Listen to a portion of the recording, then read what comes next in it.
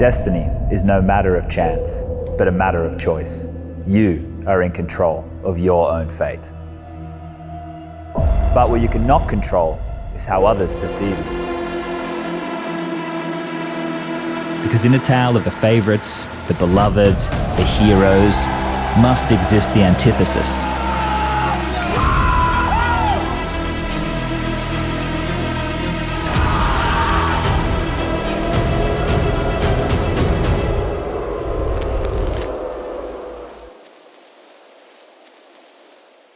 No more apparent in the dawn of CSGO than Flusha. Flusha cheating accusations.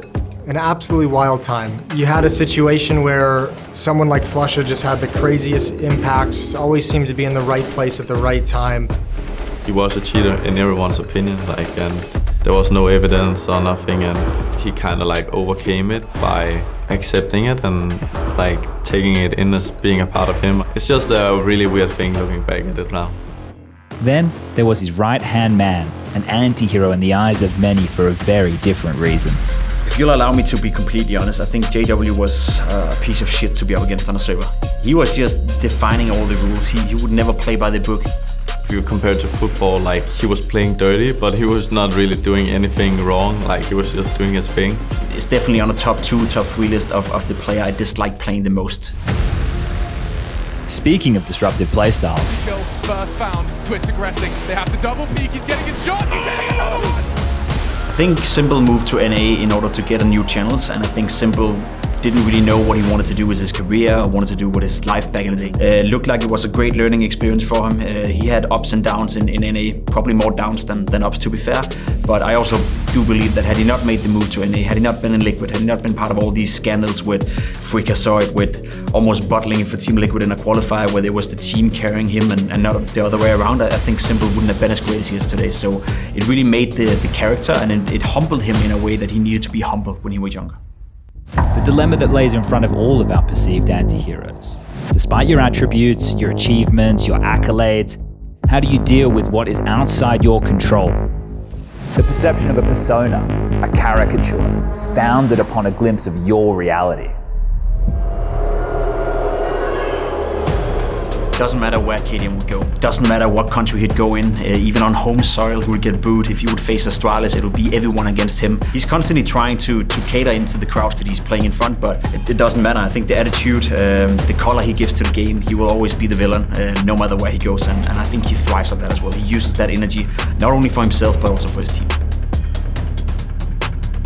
I think Blamef doesn't give a fuck about what people think, to be completely honest. I think he's very well aware of how he's approaching the game, how he's leading his team. So I think for him it's just noise, and there's maybe 10-15 people who knows exactly what he thinks about Counter-Strike, how he wants to approach it. The rest is just noise, the rest is just a bunch of noobs. Big Benjamin! He's back! I think the reason why Art gets a lot of hate, I think a lot of people can't see the gaps he creates for the team and how they use it. That's probably the balance of understanding why they do it and also accepting that that's how they play. Whereas James, it's exactly the opposite. He's just playing the percentages in his way of playing in a very calculated way. One thing I know is bringing an AWP into a round is always a factor you have to consider playing against them. He's still gonna go for it. He picks up that one. Oh no! Out of this one! But as we scroll back through the scriptures, what did anti-heroes of old teach us?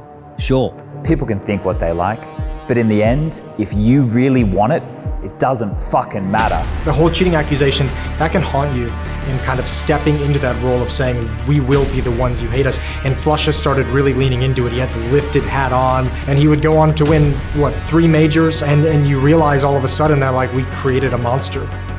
JW was the face of Fnatic, which people kind of hated. And they all just kind of said, you know what, if we're gonna be hated, fuck it, we'll be hated. We're gonna move on, and we're gonna keep going forward, and we're gonna keep winning. Yeah, what better way to shut people up than to become the best player in the world? The next generation have a choice. Give in, listen to the critics, let them erode you down. Or live and die by what you believe is the way to play. I think one of the most compelling things about James as a leader of his team is he doesn't care. This is the best way he knows how to play Counter-Strike. This is the best way to win trophies. This is the best way to win championships, and this is the best way to put ourselves in a position to succeed and forget about everything else.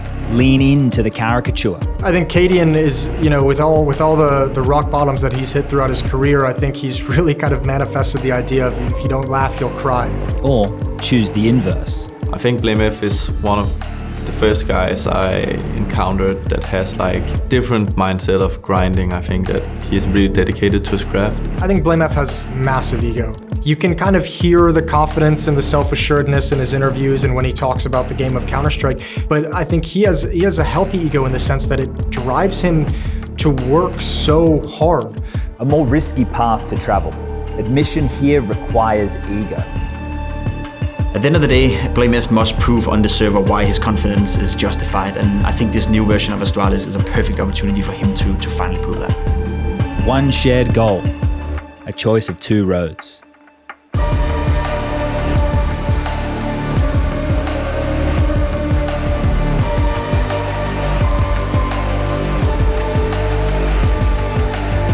The arc of the anti-hero by no means over.